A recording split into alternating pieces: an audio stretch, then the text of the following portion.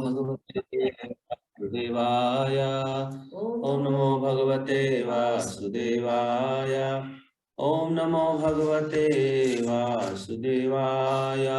Om Namo Bhagavate Vasudevaya. Narayanam Namaskritya Naram Chaiva Narottamam Devim Saraswatim Vyasam Tato Jayam Udiraye.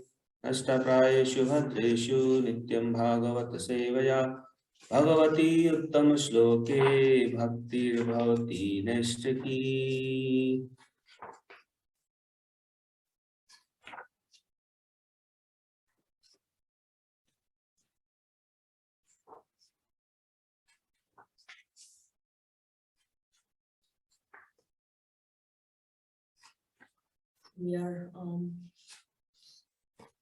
So we are continuing Canto 2, Chapter 4, Text 11. Conversation between Maharaj Parikshit and Sukadeva Goswami. Parikshit Maharaj had asked him many questions about creation, how does Krishna create, and in response to those, Sukadeva Goswami is going to answer. Sutta vacha iti upamantrito ragya gunanukathane hare Rishikesham anusmitya prativaktum prachakrame. Sukadeva Goswami said, when Sukadeva Goswami was thus requested by the king to describe the creative energy of the personality of Godhead, he then systematically remembered the master of the senses, Rishikesha, Sri Krishna, and to reply properly, he spoke thus. So this is a very important example set by Sukadeva Goswami, that before answering to Maharaj Parikshit, he remembers the Supreme Lord for many purposes, to get his permission, to get his blessings, to express his gratitude, and to get the empowerment to speak. Prabhupada explains in the purport that whatever we do, even our ability to speak or hear or even think, everything actually comes from Krishna. And that is a fact, whether we acknowledge it or not. And Sukadeva Goswami acknowledging it, him being such a pure devotee and a powerful speaker, and then Maharaj Parikshit has already told him just in the verse before this that you are as good as the Supreme Personality of Godhead. So even after hearing that superlative praise, I mean, who do we call you are as good as Supreme Lord? Even after hearing that superlative praise, he's also setting the example of humility, that I don't really have any capacity to say anything. And whatever I'm saying is only because of the mercy of the Supreme Lord. So he's acknowledging and expressing his gratitude, and setting an example for all the speakers of Bhagavatam in the future, that you are not independent or powerful. I think that's one of the biggest traps of of a living entity, right? That first we try to become the most powerful, the most famous in the material sphere, and of course Prabhupada talks about that in reference to the Mayavad philosophy. He says that's the last snare of Maya, that a person comes into spiritual life only with the desire to become God. But I was also thinking that even if we don't have an explicit gross Mayavad conception, but that still that tendency or the desire to become the greatest can also still accompany the living entity, and it can, and hence it is described that even for a spiritualist, the greatest obstacle is actually this desire for name and fame and honor and power and position. It's something that unless one is very consciously trying to give it up, it's a very strong noose. It's a very strong noose. I mean, Sukadeva Goswami just heard the Bhagavatam once from his father Vyasadeva, and he memorized every single verse in that sequence. And so what to speak of the scholarship of Sukadeva Goswami? And who could be more knowledgeable than him? But he's he's also saying that I don't really have any capacity. And Prabhupada says later on that in Bhagavad Gita, Krishna says that Sarvasya Chamriti Sannivisto Matta Smriti Dhyanam Apohanam Cha. All the memory and remembrance actually comes from Krishna because he's sitting in the heart. So no one is free to act freely and independently, and as such, one should always seek the permission of the Lord to act or eat or speak. And by the blessing of the Lord, everything done by a devotee is beyond the principles of the 4 defects typical of the conditioned soul. I remember that while growing up, I would see my grandfather, whenever before eating, he would always offer a prayer to Krishna or Rama, and then he would eat, and then I would wonder why he would do that. And then later on, when we came in Prabhupada's philosophy, then we started chanting the prasadam prayer, Sharira Vidajal, that this prasadam that we are eating, it is not different from Krishna, and let it purify me. So this remembrance is actually very powerful, and it keeps us grounded and also brings the blessings of the Lord in everything that we do. So sometimes even small things, I don't need to involve the Lord in these small things. Even like waking up in the morning, remembering the Lord, bathing. I remember listening to a lecture where Maharaj was saying that when we are bathing, that the water is just purifying our body, but actually we should be chanting Krishna's names while bathing, because that name actually purifies us from inside. So finding excuses throughout the day to remember the Lord in whatever we do. Whenever we have to speak something, whenever we start our work, then remembering the Lord. Whenever we end the work, then we remember the Lord.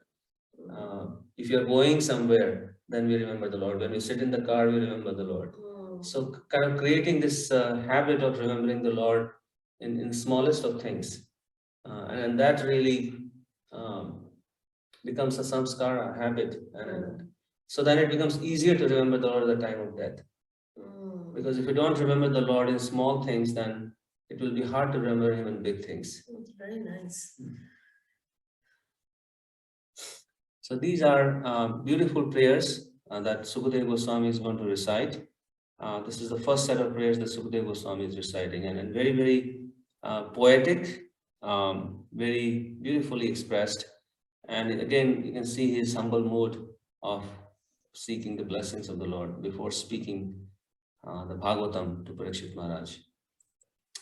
Shri Shuka Vacha Nama Parasme Purushaya Bhuyase Sadudbhavasthana Nirodha Leelaya Grihita Shakti Tritayaya Dehinam Antarbhavaya Nupalaksha Vartmane.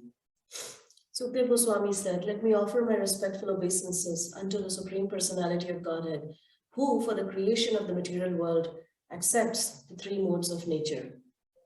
He is the complete whole residing within the body of everyone, and his ways are inconceivable."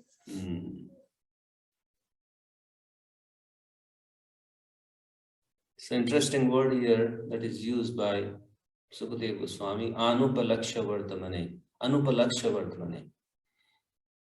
One who has inconceivable ways. Oh, I wanted to say that. It was such a nice phrase Prabhupada translates it as. He says the Lord of the inconceivable way. I think that could just... Or Bhakti Yoga. Or Bhakti Yoga, yeah. And I just love that phrase, the Lord of the inconceivable way. He's just basically taken, and his ways are inconceivable, and he's turned it around and he's saying he's the Lord of the inconceivable way. Which means that we can't really understand his ways. We can't understand his plans.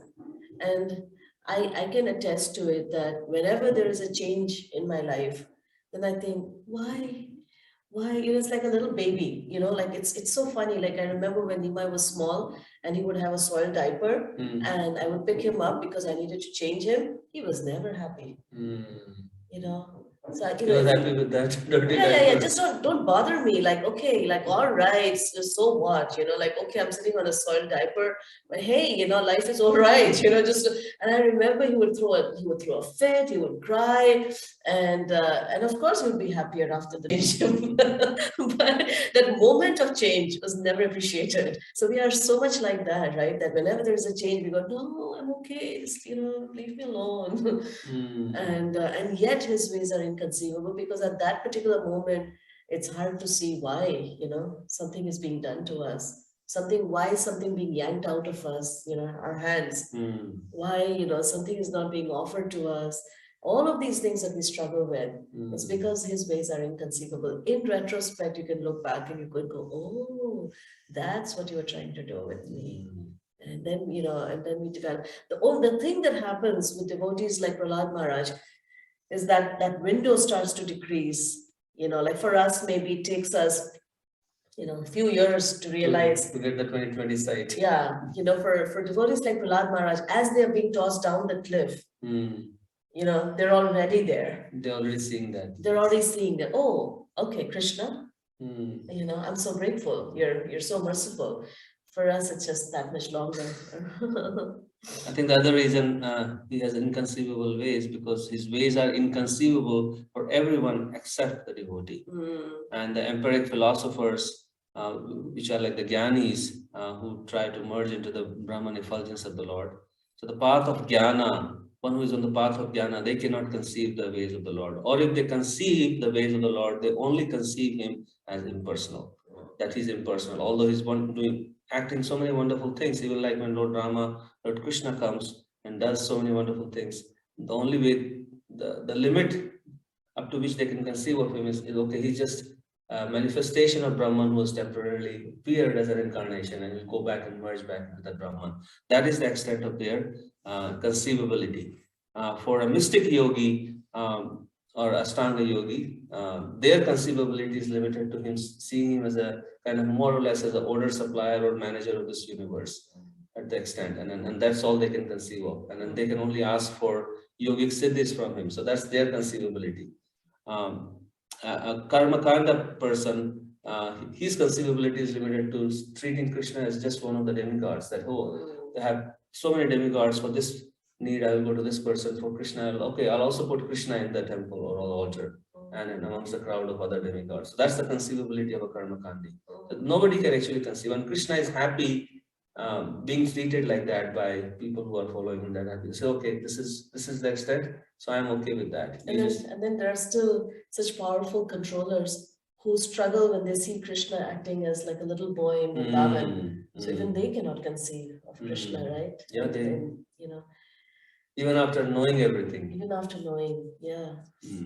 And for devotees like Mother Yashoda, even if they see Krishna's universal form, they cannot conceive of this grandness. They only know him as, so they, they're the ones who can understand Krishna in the most intimate manner. Because so everybody else fails to see Krishna's godhood, whereas by the energy of Maya, whereas these great devotees, they fail to see Krishna's godhood by the curtain of Yoga Maya. To bring them closer to Krishna, where other people, they go away from Krishna by denying his godhood. So conceivability. And the other point that Sukadeva Goswami is mentioning right away, the first thing he mentions, that he accepts the three modes of nature. And I was thinking why he's saying that he accepts the three modes of nature. Because the three modes of nature are not fun. The three modes of nature are like this dirty little mess of this material world. It's like a very rich person going into the garden and have to deal with the dirty mud in the garden with his own hands. And nobody wants to do that. So, but Krishna is going to put his, although he directly doesn't touch the material energy, but he still accepts the three modes of nature, dealing with the three modes of nature, just for the purpose of facilitating this material world so that living entities can come back to their senses. So it's like a act of father who's like changing the soil diaper of the child. This is what it is. That is what it is. Accepting the three modes of nature.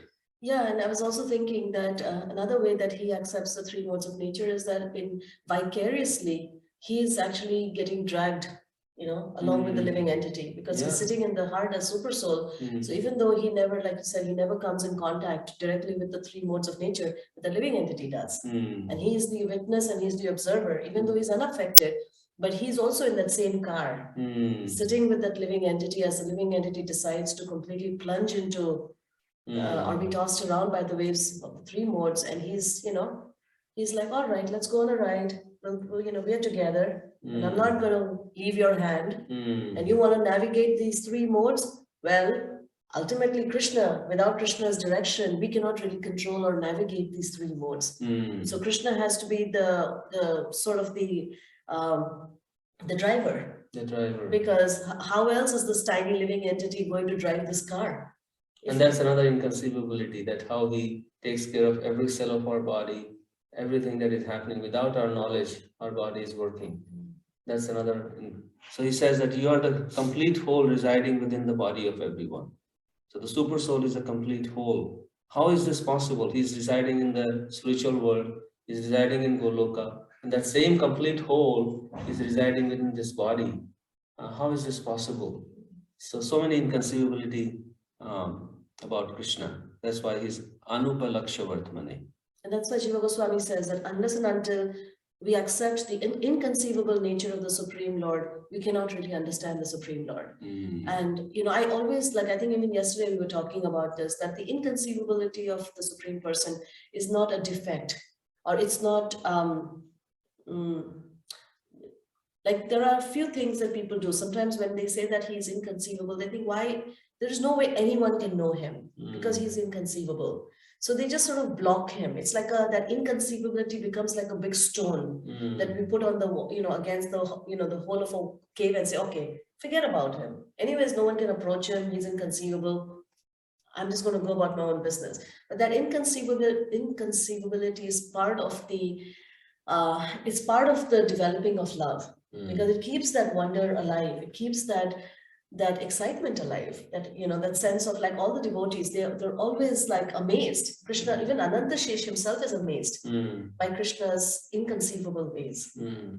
So, and I guess that's a Sufi poet has said this about Krishna, that you are a Gorakhanda, that you're inconceivable, your whole way. And I guess the reason Krishna also creates this inconceivability, as you're saying, is to give that free will to the living entity, to a chance for the living entity to exercise their free will, whether to know him or to reject him. If he were directly in front of us as the Supreme Lord, even in the material world, he could have been just present, walking around as the Supreme Lord. And then the living entity would be like, no, I don't want you. I want my own freedom. So this inconceivability allows the living entity to exercise without the free will, without the pressure. And that's why in the Ishopanishad, in the end, the living entity prays that please remove this curtain of Yogamaya and effulgence, so that I can see you.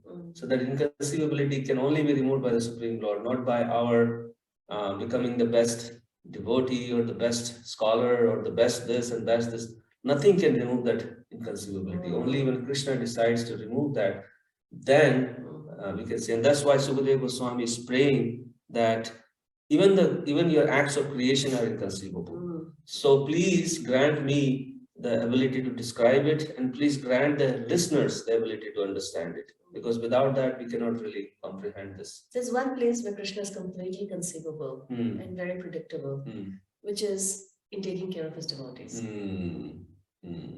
That is a certain thing. That is a certain thing. But how he takes, that is also inconceivable. That is totally inconceivable. But the fact that, whatever he does is for the welfare of his devotees, that is completely predictable about Krishna.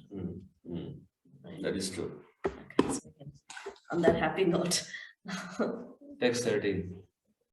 Bhuyo namasad vijinachide satam asambhavaya khila sattva murtaye pumsam puna paramahamsha ashrame vavastitana manumridya dasuse. I again offer my respectful obeisances unto the form of complete existence and transcendence, who is the liberator of the pious devotees from all distresses, and the destroyer of the further advances and in atheistic temperament of the non-devotee demons. For the transcendentalist who are situated in the topmost spiritual perfection, he grants their specific destinations.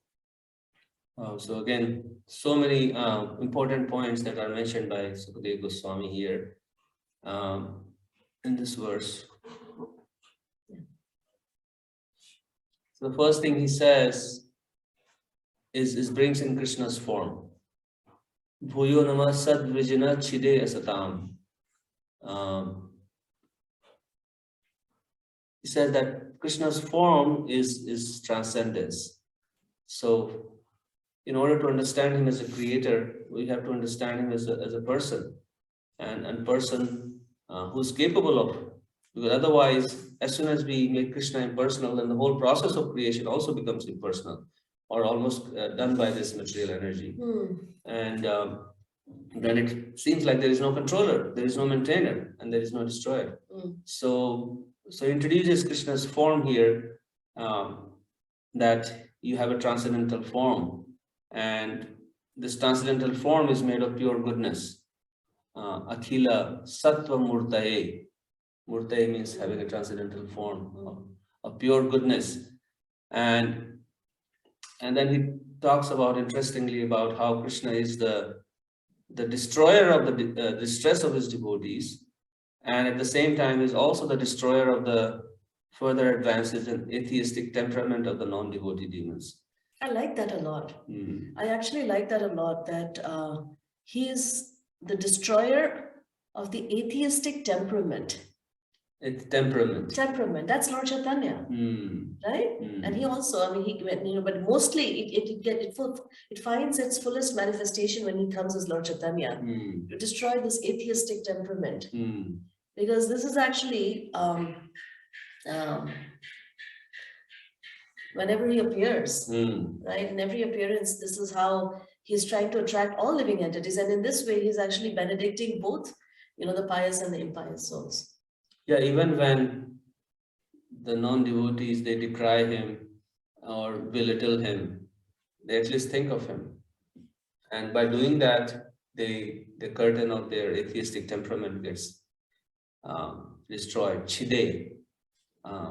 Interesting word used here, chide, liberator. Actually, even like, we don't realize it maybe, but even as a practicing devotee, we still carry this atheistic temperament within our heart. And Krishna very mercifully, he destroys that gradually as we move along. It comes as a shock to the heart. You think that you're a devotee, but then we carry all of these tendencies. The Mayavad tendency, the atheistic tendency, all these tendencies are all within us. And Krishna, in the course of our practice of bhakti, he's gradually removing all these different inauspicious. That's the whole purpose of this material creation, is to remove this atheistic temperament. And Prabhupada mentions in the purport that just like a very kind father, either in his favor to his child or punishment to the child, is always looking for the welfare of the child. So similarly, Krishna is always looking for the welfare even for the non-devotees, or the demons. When he punishes them, actually it's a favor. So you should not think of this as something that is not required. It is Krishna is actually doing a favor by destroying. I like this last section where Prabhupada is talking about, according to Srila Vishwanath Chakravarti, there are two classes of Paramhansas, namely the Brahmanandis and the Premanandis. So the Brahmanandis are the impersonalists and the Premanandis are the devotees. And both are awarded their desired destinations. Although the Premanandis are more fortunate than the Brahmanandis, but both the Brahmanandis and the Premanandis are transcendentalists, and they have nothing to do with the inferior material nature, full of the existential miseries of life. So Krishna is kind to both of them, and based on our own desires, Krishna will grant us our respective destination. So that's a very interesting point, because sometimes feel that, okay, based on my own merit, based on my own abilities, I can choose my destination. But we don't have any capacity, even when we step out of that door, to think that, okay, I will go here, I'll go to the grocery store. Even that destination is actually granted by Krishna, because without his sanction, we cannot even get to the grocery store. We cannot even get up from our bed and go to the bathroom. If Krishna doesn't grant that permission, we cannot go to the bathroom. So every single destination, even a little one, is granted by Krishna only. That's amazing. That's amazing. You know, one time I heard Vaisheshika Prabhu, I think he was quoting one of the acharyas, and I don't remember. I only remember that Vaisheshika Prabhu quoted this. And it really made an impression on me. He said one of the reasons that devotees, Krishna sometimes withholds, because here it says that Krishna grants the destinations and the fruits of their particular practices. And he says sometimes Krishna will actually withhold the fruits, or he will delay the fruits of the practices of bhakti, because he doesn't want to discourage the impersonalist. Because the impersonalist, poor things, they go through so much austerity for such a long time, and they do all kinds of, like trying to control their mind and their senses and living this kind of dry life. And like the devotees come, and as soon as they come, they start chanting, dancing, feasting, and they're just happy. And he doesn't and so the devotee, actually bhakti can receive the fruits right away. But he'll hold it back, because that thing could really discourage the impersonalist. Wow. Isn't that an amazing point? That's an amazing point. I heard that. Yes, I heard that from Vaisheshika Prabhu. The other meaning of that he grants the desired destinations is that impersonalist, he doesn't even acknowledge Krishna's personal presence. But even the destination that an impersonalist gets is actually awarded by Krishna only. Even the destination that an Astanga yogi desires without regarding Krishna is also given by Krishna only. And Krishna says in the Bhagavad Gita that even the worshippers of demigods, they actually get their destination or the fruits of their worship because of me. So, that I am the person who awards the destination, even for the demigod. So who will do that? You're worshipping somebody else, but Krishna behind the scene is, okay, you take these fruits, you get these destinations, and I don't want any credit. And you keep thinking that fruit is or destination is awarded by the other person that you are worshipping. But in fact, I am the person who's giving everything. It's so funny, right? There's this movie that we watched. It's called Tukaram. It's a black and white movie, and a very old movie, and it's really nicely done. I recommend you guys to watch it. Yes, really sweet. It's on YouTube. So Tukaram is a very great devotee of the Supreme Person. He worships Panduranga, and his wife, she just she's a she just loves to remember her family deity, Mangalai. And so anything good that happens in their family life, it's obviously, Tukaram goes and prays to Panduranga, and then the son gets cured. And she always would give the credit to Mangalai and say, oh, it is because of this Mangalai that things, and if anything went wrong, then she would get really mad at Panduranga, and she would call him blackface. Kalia, that blackface, he does this and he does that. And yet, Krishna is so merciful even to this wife. Like one day, this wife of Tukaram is sitting on the top of a hill and meditating. So wife is taking some lunch for him, and while she's climbing the hill, a big thorn pierces her foot, and she starts crying in agony and sits on the ground and trying to get the thorn out. The thorn is not coming out. So then suddenly a little boy appears on the scene, and he helps the lady take out the thorn. And she thanks the little boy, but that little boy is actually Krishna, who came to actually touch the feet of this lady, who constantly decries him and doesn't give him any credit. But because she is the wife of Tukaram, Krishna comes and touches the feet of this lady, takes the thorn out and helps her, and doesn't want any credit. So this is who Krishna is, and that's why he's saying that you grant the desired destination of everybody. We're almost done. 6:30. Let's see what verse. I think these verses are taking a little bit longer because there's so much. There's so much there. So that's all right. So let's stop here. Yeah. Because there's. I think we ended on a sweet note. So yeah. They say, right? What is it? Madhurena samapayet. So we'll want to hear from you, your sweetness. So good to see you, Vishnurata Prabhu. We've been missing you. Yeah, Hare Krishna Mataji and Prabhuji.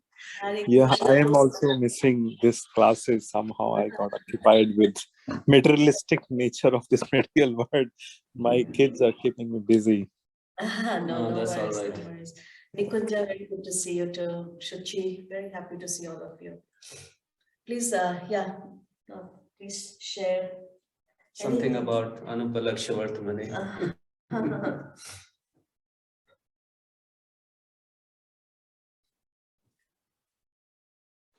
Yeah, Prabhuji, Mataji, I really like the point where you said Krishna sometimes withhold the fruits of the bhakti for right reasons, but we always doubt Krishna, like why they are not coming to us, those results, because we have this doubting nature, always we keep doubting, but Krishna gives those results at the right time.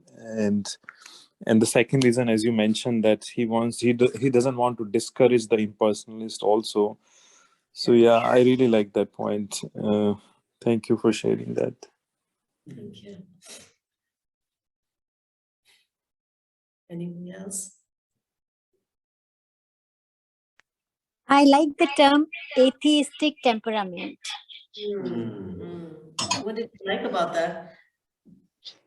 My temperament, right? Like it's one of my temperaments, and I have to always remember that even though I'm practicing this process of bhakti, but my temperament is atheistic, and I have to correct that. Not to think that I'm a devotee. So yeah, That's a very nice point. because calling myself a devotee and yet I'm atheistic. Rather, I should call myself atheistic, and my practice should be better than. Yeah, it's a fact actually. The more we practice, at least that's what I see, that we become more and more acutely aware of this lack of love within our heart. It's just all about taking, and not even acknowledging Krishna. Well, there's no real taste, there's no real attraction, there's no real love. It's just so I think it just allows us. I mean, I don't know what it allows. It allows us to call out to him, Madan Murali Prabhu, I think you were trying to unmute yourself, if you think so. Oh, no, sorry. Actually, I joined pretty late. And no. yeah, I'm just listening. Thank you.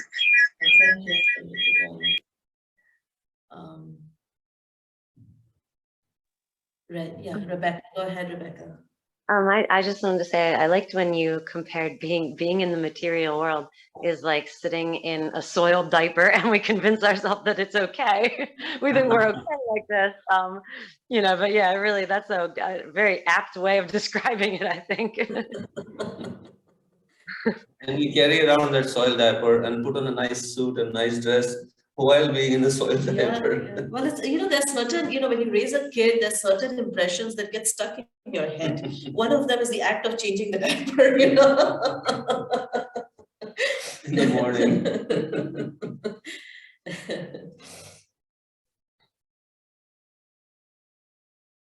Anybody else?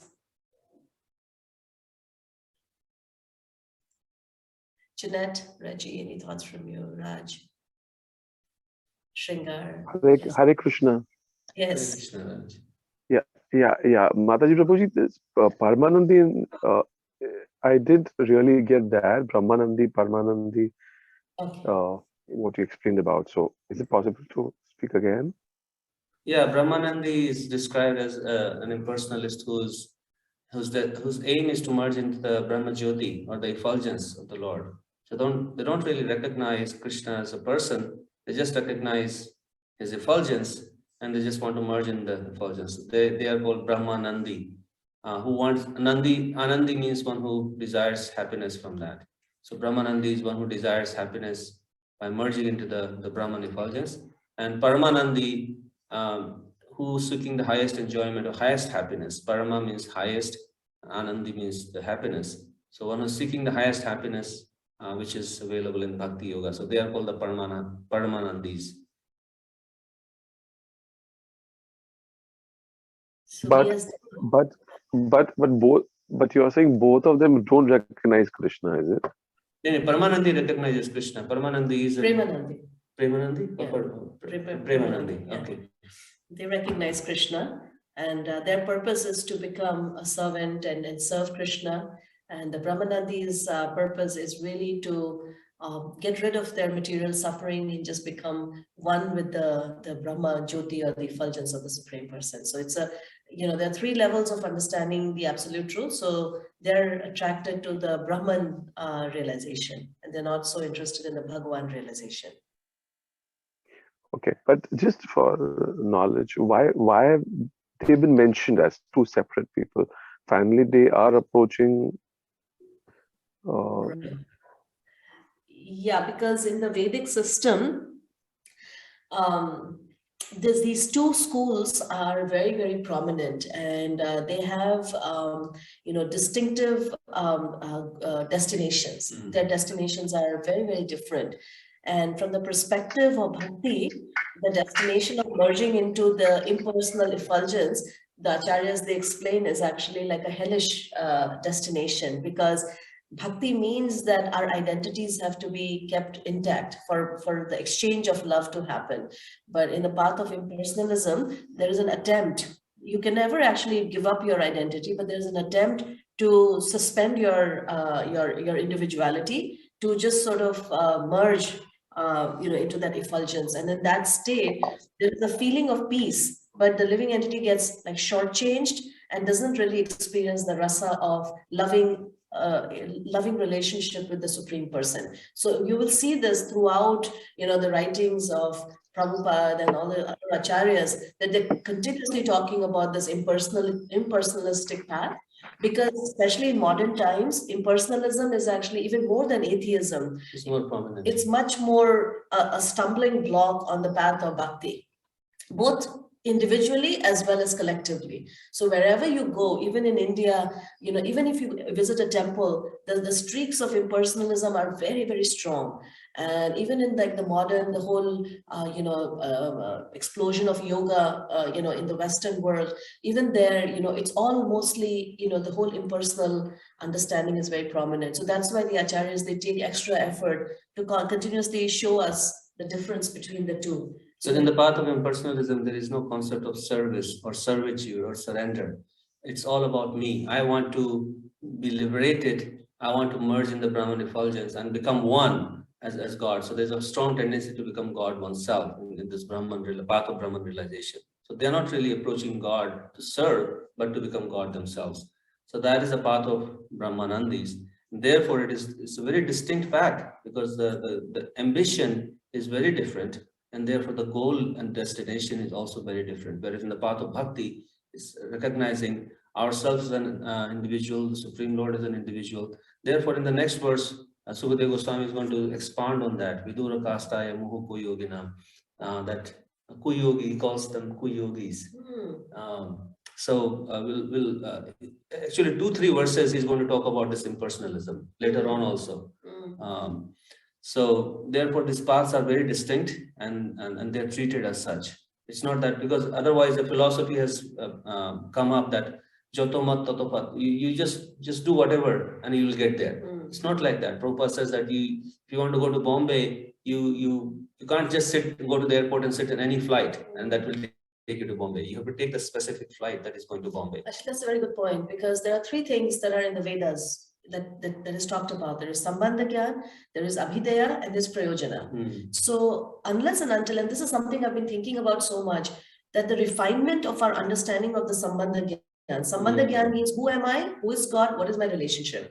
That Sambandha, that has to be continuously refined, because any little, so even if the Abhidaya are the practices, so an impersonalist may also engage in the same practices as a bhakti yogi or someone else. They may have very similar practices, but their Sambandha Gyan may be completely different, and their Prayojana, which is the goal or the destination of their practices, may also be very different. So based on those 2 things, even though the practices may be the same, but you may find yourself in a different place. So the scriptures, they take a lot of time in trying to really, really refine our Prayojana, which means our desire for a particular destination, and our Sambandha, which means our understanding of what is what.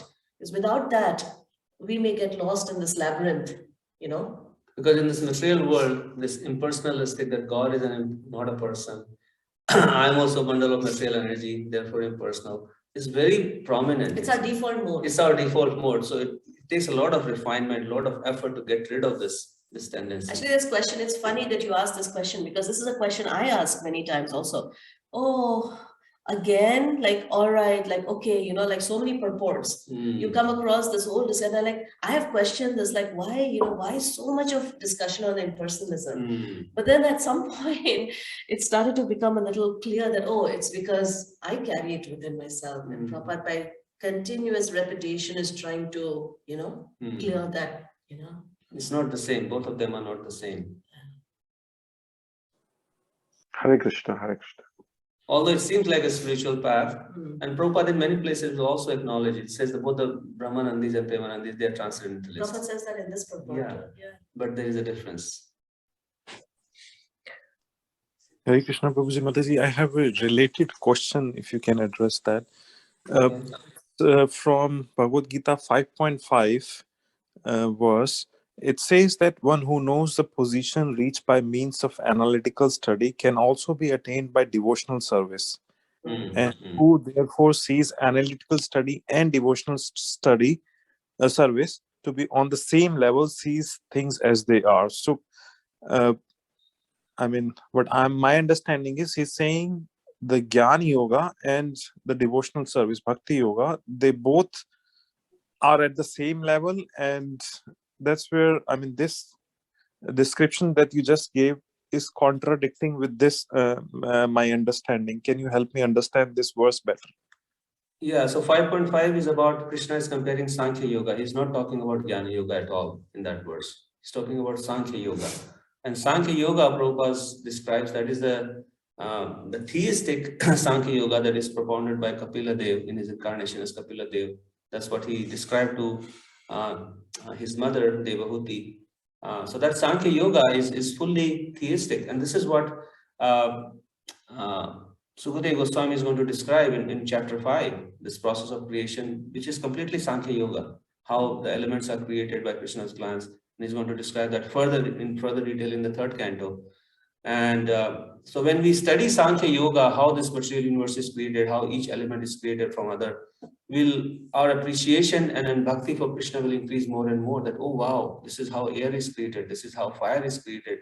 And Krishna's merciful glance is involved in every step. And the goal and destination of a Sankhya Yogi is also Krishna's lotus feet, Vishnu's lotus feet. That's the whole purpose of Sankhya Yoga, is to not to think that everything just comes from matter, but to see that how everything comes from Vishnu and develop bhakti for Vishnu. So therefore, Krishna says in 5.5 that Sankhya Yoga and Bhakti Yoga, they are one, because the destination of Sankhya Yogi is also. So Jnana Yoga is not talked about in 5.5.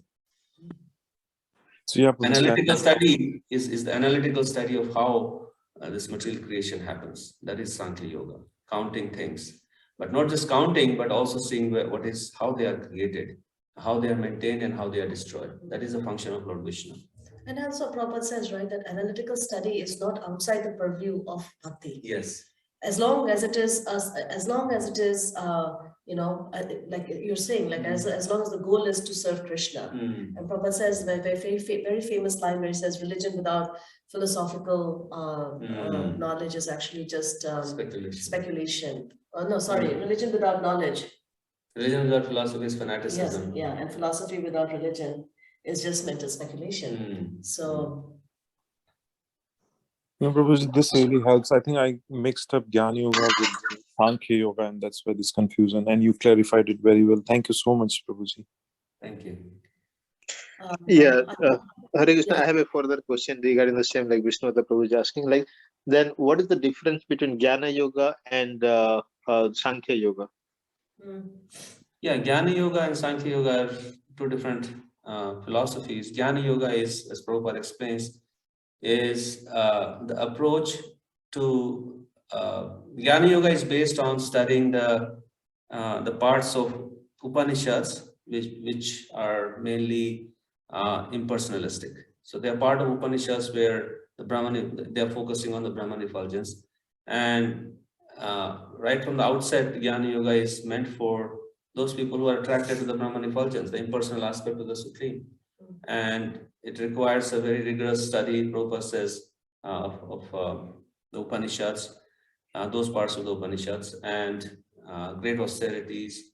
And then the whole goal and the whole study itself is impersonal. Where the Sankhya Yoga is, as we can see in the third canto of the Bhagavatam, it is full of bhakti. So that completely different, Jnana Yoga and Sankhya Yoga. I guess sometimes probably one of the reasons why, and I step in, without, like, I just want to throw this out there, that sometimes where the confusion happens because many of these things in the Vedic tradition gets mixed up. So you see even like mantra chanting, even the chanting of Hare Krishna mantra is taken up by the impersonalist. The Sankhya knowledge is probably, taken up by the impersonalist to kind of go through the process of niti and say that I am not this element, I'm not this element. And it's like the whole counting, right? Sankhya means to count. So they're counting all these elements just to negate it and say, that's not me. And that's their way of using that Sankhya philosophy to maybe get to the understanding that I am beyond anything that can be counted. And I'm therefore a spirit soul. And so that's why sometimes when you see these all these different paths, it's so hard to like, there's an intersection points. There's so many intersection points. And that's why a lot of times people are not able to see the distinction because they go, oh, but the impersonalist also does his puja. The impersonalist probably does even better puja. So is he a bhakti yogi or is he an impersonalist? Is he a Sankhya yogi or is he an impersonalist? And again, it boils down to the intention within the prayojana. What is his goal? What is his destination? Like Radhanath Maharaj talks about that in his journey home, where he sees this person in Ayodhya. And this person has tears in his eyes and he is worshipping Lord Ramachandra. And Radhanath Maharaj is just observing him, completely mesmerized that he has so much bhakti. And so then finally he approaches him and he says, you have, and I don't remember how that story goes ahead, but basically this person tells Maharaj that his purpose is to finally just merge and become Lord Ram. So like that, I think it's also this, sort of like overlap. And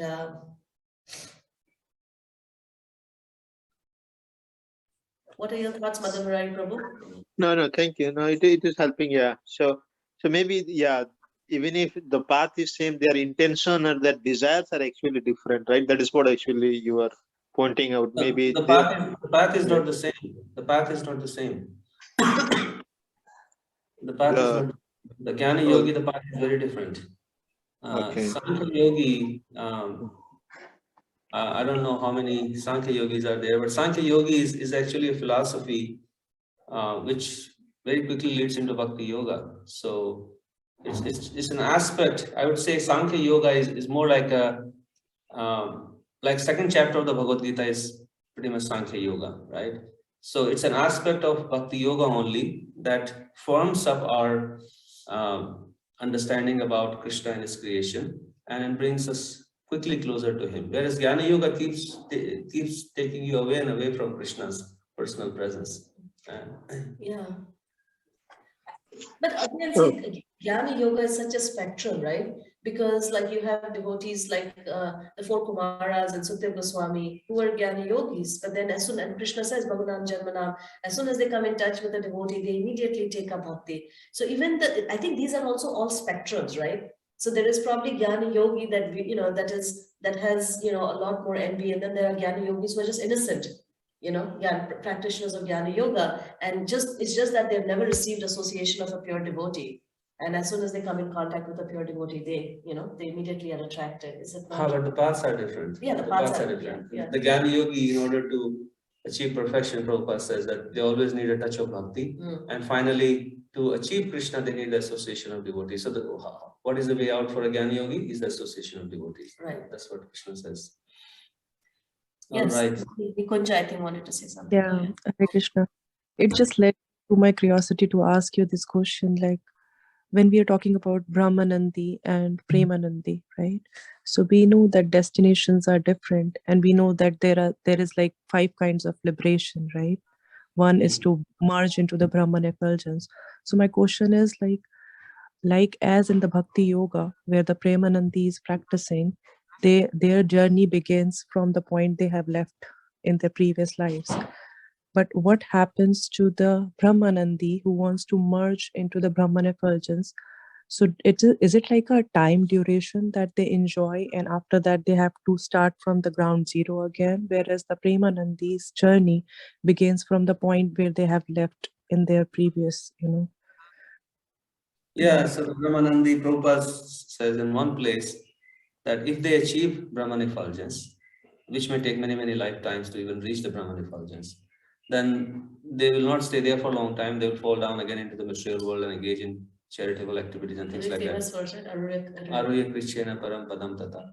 So even when they fall down into this material world, because they have achieved that status of impersonal realization, their attraction for this material world and their detachment for this material world, or the realization that they are a spirit being, that will continue, although they get again diverted by other things. But it's like muscle memory for them, that giving up this material world is not is built into their system. So they are already, and then as soon as they come in touch with the devotee, they will quickly take up to bhakti, right? So that's the advancement that they carry. They're kind of like on a, they're hovering in that airport. Yeah, right? they're hovering on the airport, yeah. They just need somebody to give them a ticket and say, hey, get on this plane. Yeah. And as long as they don't get on that plane, they just, Prabhupada says that like a spacecraft, it just hovers in the outer space without a resting place. Yeah, we heard about this guy who is stuck in this Paris Charles de Gaulle airport for the last 20 years because he doesn't have a passport. He lost his passport.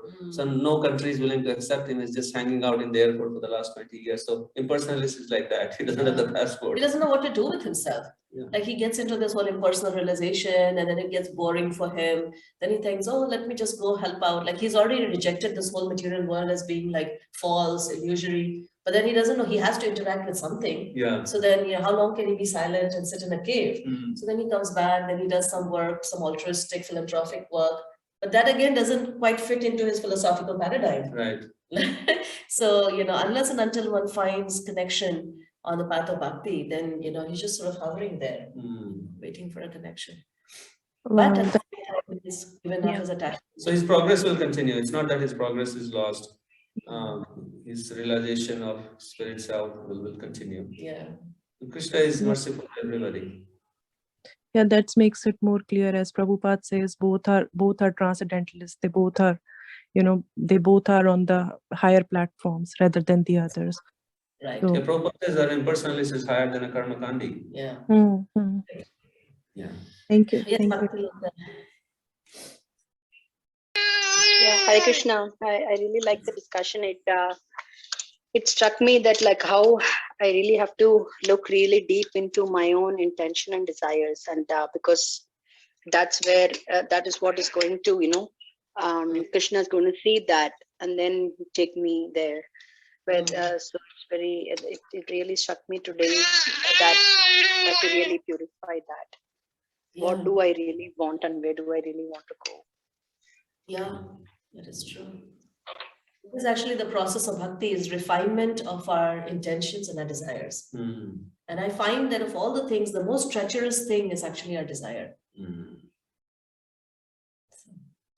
And the most powerful also. So we'll stop here. Thank you. Thank you everyone. I think the tagline could be the Lord of the Inconceivable Way. The Lord of Inconceivable Ways. Yes. The Lord of Inconceivable Ways. And thank you. Thank you, Rebecca, for your message. I received it this morning. Thank you. I'll see you guys tomorrow. Hare Krishna. Hare Krishna. Hare Krishna. I have Yes, go ahead, Hare Dr. Krishna. Yeah, I have a small suggestion. I don't know how it is